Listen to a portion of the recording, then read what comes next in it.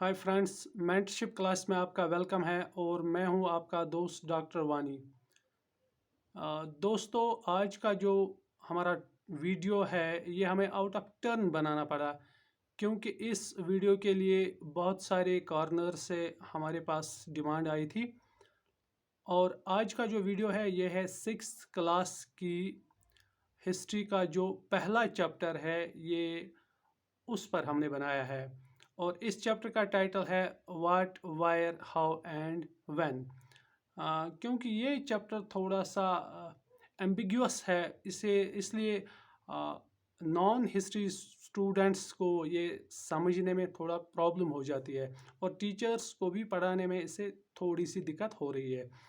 और इसको एनालाइज करने के बाद हमने इसे आपकी अंडरस्टैंडिंग के लिए तीन कंसेप्ट्स में डिवाइड किया है। पहला जो कंसेप्ट है वो है कोर कंसेप्ट, उसके बाद है की कंसेप्ट्स और उसके बाद है सबऑर्डिनेट कंसेप्ट्स। जो इस चैप्टर का की कंसेप्ट है वो है कंसेप्ट ऑफ सोर्सेज। स्पेशली यहाँ पे आर्कियोलॉजिकल सोर्सेज का जिक्र है। So in this chapter the main focus is on understanding of different types of sources and their use in construction of history. So जो की concepts है वो है concept of time और concept of space। तो concept of time में हम देखते हैं कि यहाँ प्री हिस्टोरिक टाइम का जिक्र है और concept of space में हम देखते हैं यहाँ पे प्री हिस्टोरिक साइट्स और प्लेसेस का जिक्र है। तो सबऑर्डिनेट कॉन्सेप्ट्स में हम देखते हैं कि names of India, their origin and historical context. और एक सबऑर्डिनेट कंसेप्ट है that is the concept of historical abbreviations or historical abbreviations or the letters representing the time, such as AD, BC, BCE, BP। तो अब हम chapter को understand करने की कोशिश करेंगे इन तीन कंसेप्ट्स के ज़रिए। तो चैप्टर की जो ओपनिंग हो रही है वो रशीदा के क्वेश्चन से होता है। रशीदा एक स्टूडेंट है जो बैठी हुई होती है, अखबार पढ़ती है और अचानक से उसकी नज़र जाती है एक हेडलाइन पे, जो हेडलाइन होती है 100 years ago। तो रशीदा परेशान हो जाती है कि ये कैसे पॉसिबल है कि हम 100 साल पहले जो वाक़ात हुए हैं उनके बारे में जान सकते हैं। How is it possible. तो फिर हम इस चैप्टर की ओपनिंग कर रहे हैं इस क्वेश्चन से। पहले इस चैप्टर में हिंट है, फिर यस्टरडे का, उसके बाद लास्ट ईयर का और उसके बाद long long ago. It means we are trying to peep into the past और 100 years को अंडरस्टैंड करने की कोशिश करते हैं। तो यहाँ पे हम देखते हैं फिर उसके बाद एक और हेडलाइन है इसकी, what can we know about the past. हम पास्ट के बारे में क्या जान सकते हैं और किस तरह जान सकते हैं। तो यहाँ पे आपका जो की कंसेप्ट है, कंसेप्ट ऑफ टाइम, उस टाइम के बारे में जिक्र है। सो हम देखते हैं that there are several ways of finding the past. हमारे पास बहुत सारे वेज होते हैं पास्ट को फाइंड करने के या पास्ट को एनालाइज करने के। तो इस हेडिंग में हम देखते हैं, यहाँ पर हम देखते हैं कि व्हाट द पीपल एट। जो एंशंट पीपल थे, स्पेशली हंटर गैदरर्स जो थे, यहाँ पे चूँकि यहाँ पे जिक्र है हंटर गैदरर्स का, या हम यूँ कहें पैलियोलिथिक मैन का यहाँ पे जिक्र है। सो वो क्या करते थे, क्या खाते थे, किस किस्म के कपड़े पहनते थे या किस किस्म के हाउसेस में रहते थे, और इन सारी चीज़ों के बारे में जानने के लिए हमारे पास सोर्सेज होने चाहिए। So to know about the lives of the hunters and gatherers and farmers. We should know about the sources. So फिर हम देखते हैं कि वायर डिड पीपल लिव, जो हमारी नेक्स्ट हेडलाइन इस चैप्टर में है वो है वायर डिड पीपल लिव। तो इस हेडिंग के अंडर जो कंसेप्ट है वो है कंसेप्ट ऑफ स्पेस, यानी कि हिस्टोरिकल साइट्स और हिस्टोरिकल प्लेसेस का जो एसोसिएट है पैलियोलिथिक मैन के साथ या हंटर गैदरर्स के साथ। सो फिर हम देखते हैं एक हेडलाइन है find the river Narmada on map.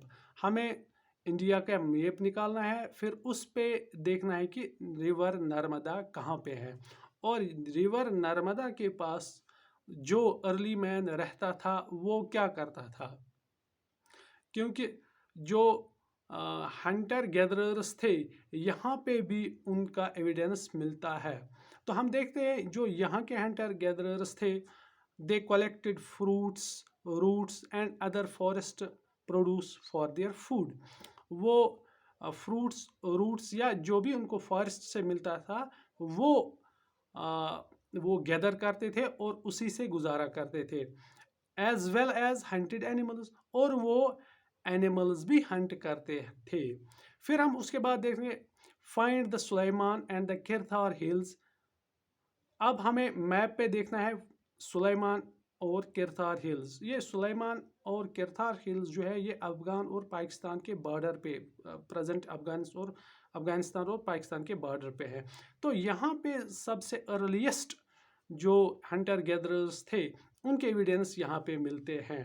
फिर उसके बाद हम देखते हैं कि वहीं से फिर हंटर गैदरर्स पेनिट्रेट होते हैं मेहरगढ़ की तरफ। मेहरगढ़ भी एक नियोलिथिक साइट है, लेकिन यहाँ सुलेमान हिल्स में जो हम देखते हैं यहाँ पे जो पैलियोलिथिक मैन था, हंटर गैदरर्स थे, उनका जब हम देखते हैं कि वो क्या करते थे, वो एनिमल रियर करते थे लाइक शीप, कैटल, गोट, और वो विलेजेस में भी रहते थे। और उनका हम जो जब हिस्टोरिकल पीरियड देखते हैं वो है 8000 ईयर्स एगो। सो उसके बाद हम देखते हैं गोरो हिल्स। गोरो हिल्स नॉर्थ ईस्ट में है। तो यहाँ पे जो हंटर गैदरर्स थे दे वर agriculture producers, so they domesticated the crops, they produced the agricultural products। और फिर विद्या हिल्स में भी हम देखते हैं, अगर हम मैप पे विद्या हिल्स लोकेट करें तो वहाँ पे हम देखते हैं वहाँ पे राइस फर्स्ट ग्रो हुआ। पैलियोलिथिक मैन ने वहाँ पे फर्स्ट राइस ग्रो किया। ये भी हमें इस चैप्टर में इसके एविडेंसेस भी हमें मिलते हैं। फिर उसके बाद हम देखते हैं river ends and it's tributaries. जो रिवर इंड्स है या उसकी जो बाकी ट्रिब्यूटरीज है वहाँ पे अर्लीस्ट सिटीज़ डेवलप हुई, जैसे जिसे हम कहते हैं आज की इसमें तारीख में इंडस वैली सिविलाइजेशन। और इंडस वैली सिविलाइजेशन यहीं पे डेवलप हुई। और हम देखते हैं, मैंने कहा कि जो किरथार और सुलेमान हिल्स है वहीं से पेनिट्रेट होके फिर पैलियोलिथिक मैन फिर मेहरगढ़ तक आ जाता है। फिर मेहरगढ़ से पेनिट्रेट होके इंडस वैली सिविलाइजेशन की तरफ वो पेनिट्रेट करता है, और फिर यहाँ से इंडिया के जो मेनलैंड है उसके डिफरेंट डायरेक्शंस में वो सेटल होता है। तो ये कंसेप्ट हमें मिलता है इस बुक से। फिर हम देखते हैं नेक्स्ट हेडिंग है गंगा एंड इट्स ट्रिब्यूटरीज। तो जो गंगा है, गंगा में हम देखते हैं जब पैलियोलिथिक मैन फिर मैंने कहा कि किरथार हिल्स से पेनिट्रेट करता है मेहरगढ़ की तरफ, फिर मेहरगढ़ से हम देखते हैं इंडस वैली की तरफ, फिर इंडस वैली से हम देखते हैं कि जो इंडस वैली के लोग थे, जब इंडस वैली सिविलाइजेशन का डिक्लाइन होता है उसके बाद हम देखते हैं कि ये जो पहली ये अर्ली मैन था ये डिफरेंट डायरेक्शंस में पेनिट्रेट होता है। और मैगदा जो गंगा है उसके वो एरिया है जहाँ पे फर्स्ट किंगडम्स बनती है। मैगदा एक जगह है वहाँ पे क्योंकि वो बहुत फर्टाइल एरिया होता है और यहाँ पे अर्ली मैन को सारी चीज़ें मिलती हैं। उसकी वजह फिर उसे कुछ 100 ईयर्स लगते हैं कि पॉलिटिकल एवोल्यूशन में या सोशल एवोल्यूशन में, और उसके बाद हम देखते हैं कि यही मैगदा वो जगह है जहाँ पे फर्स्ट किंगडम स्टार्ट होती है। The rulers of this area were very powerful and set up the first kingdoms in Indian subcontinent. तो हम देखते हैं कि जो यहाँ पे अब लोग बसने वाले थे, उन्होंने फर्स्ट किंगडम सेट की क्योंकि वो पावरफुल थे। उसके बहुत सारे काजेज है कि क्यों यहीं पे सबसे पहले किंगडम्स डेवलप हुए। और क्योंकि पाटलियापुत्रा जो था उसके आसपास के जो एरियाज थे वो एक तो फर्टाइल थे, वहाँ का नेविगेशन भी अच्छा था और वहाँ पे कुछ मिनरल्स भी उनको मिलते थे। तो ये सारी चीज़ें उन्होंने जो यहाँ रहने वाले लोग थे उनको पावरफुल बनाया और उन्होंने तरक्की की। और तरक्की करते करते यहाँ का जो सोशल सेटअप था और पॉलिटिकल सेटअप था वो इवॉल्व हुआ और इस लेवल तक पहुँच गए कि उन्होंने किंगडम्स फिर सेटल की। सो ये सारे हिंट्स हमें या ये सारे इशारे हमें यहीं पे मिलते हैं। फिर एक हेडलाइन है, व्हाई डू पीपल ट्रैवल, लोग ट्रैवल क्यों करते हैं। और यहाँ पे हम देखते हैं कि ट्रैवल करने के बहुत सारे एडवांटेज है। जैसे लोग जो है वो एक्सचेंज करते हैं अपने आइडियाज़ को, अपने एक्सपीरियंसेस को, अपने टेक्नोलॉजीज़ को और बिलीफ्स को। या ये भी हम देखते हैं कि इससे कल्चर्स जो है, डिफरेंट कल्चर्स जो है वो एनरिच हो जाते हैं। या ट्रैवल लोग इसलिए भी करते हैं कि इससे बहुत सारी एक्सप्लोरेशंस होती है, डिस्कवरीज होती है या इनोवेशंस होती हैं। और ये भी हमें इस चैप्टर में देखने को मिलता है। फिर हम देखते हैं कि इंडिया के जो डिफरेंट नाम पड़ गए, जैसे इंडिया है, हिंदुस्तान है, भारत है, तो उनका ओरिजिन क्या है और हिस्टोरिकल कंटेक्स्ट क्या है, ये हमें नेम्स ऑफ द लैंड जो हेडलाइन है इसके अंडर मिलता है। तो हम देखते हैं that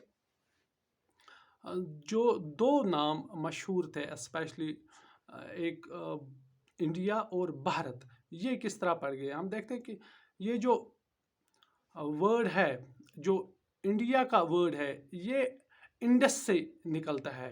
the word India comes from the Indus called Sindhu in Sanskrit. Sanskrit में इसे सिंधु कहते थे और ये इंडस से इसका नाम पड़ गया है। इंडस से होते होते ये इंडिया हो गया। फिर हम देखते हैं कि the Iranians and the Greeks who came through the north west about 2500 years ago called it Hindus or the Indus, and the land to the east of the river Indus was called India। तो हमने कहा कि जो river Indus था, Indus की वजह से ही इसे इंडिया या हिंदुस्तान कहा, क्योंकि सिंधु से इसका नाम हिंदू पड़ गया और इंडस से इसका नाम इंडिया पड़ गया। और ईरानियंस और ग्रीक्स जो थे उन्होंने ये नाम इसको रखे हैं। फिर हम देखते हैं the name Bharat comes from a group of people who lived in the north west of India. North west of India में एक ट्राइब रहता था, उस ट्राइब का नाम था भारत। तो उस ट्राइब की वजह से इंडिया का दूसरा नाम भारत पड़ गया।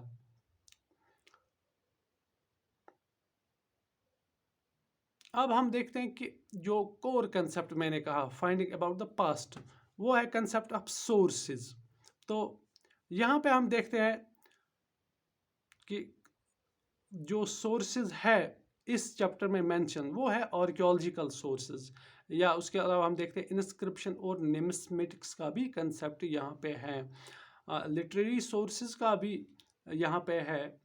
लेकिन जो मेन कंसर्न है, जो मेन कंसेप्ट है, वो है archaeological sources. Archaeological sources basically वो सोर्सेज होते हैं जो हम एक्सकेवेशन के दौरान किसी हिस्टोरिकल साइट से निकालते हैं। और इसमें बहुत सारे होते हैं, जैसे कुछ आर्टिफैक्ट्स होते हैं, कुछ मॉन्यूमेंट्स होते हैं, या कभी इंस्क्रिप्शंस होते हैं, कोइन्स होती है। तो बहुत सारे आर्कियोलॉजिकल सोर्सेज का यहाँ पे जिक्र है। फिर उसके बाद हम देखते हैं कि कुछ हिस्टोरिकल एब्रिवेशंस का यहाँ पे यूज़ हुआ है, जैसे AD, BC, CE, BCE, BP। सो इनका हम मीनिंग बता रहे हैं कि कौन एब्रिवेशन किस चीज़ के लिए स्टैंड होती है। जैसे BC stands for before Christ, AD stands for Anno Domini, it means in the year of Lord. या ये वो AD हम यूजुअली स्टैंड करते हैं जब जो भी क्राइस्ट से या हज़रत ईसा की बर्थ के बाद जो भी एरा आता है उसको हम AD से डिनोट करते हैं। तो फिर हम देखते हैं CE stands for common era. So BC stands for before common era and BP stands for before present. So BC के लिए हम कहीं कहीं देखते हैं CE यूज़ होता है, BCE यूज़ होता है, और AD के लिए CE यूज़ होता है। सिर्फ टर्मिनोलॉजी का फ़र्क है, लेकिन डिनोट ये बिल्कुल दोनों एक ही पीरियड को करते हैं। तो दोस्तों, उम्मीद है कि आज का जो ये वीडियो है ये आपके लिए बेनिफिशियल प्रूव होगा। और अगर आपको लगता है कि हमारी ये कोशिश सही है, फिर ये वीडियो दूसरों तक भी शेयर कीजिए ताकि वो भी इससे बेनिफिट हासिल कर सकते हैं। और हमारी चैनल को भी सब्सक्राइब कीजिए ताकि आप तक जो बाकी आने वाले वीडियो हैं वो आप तक पहुंच सकते हैं। और लाइक और शेयर करना भी न भूलिएगा। Thank you very much.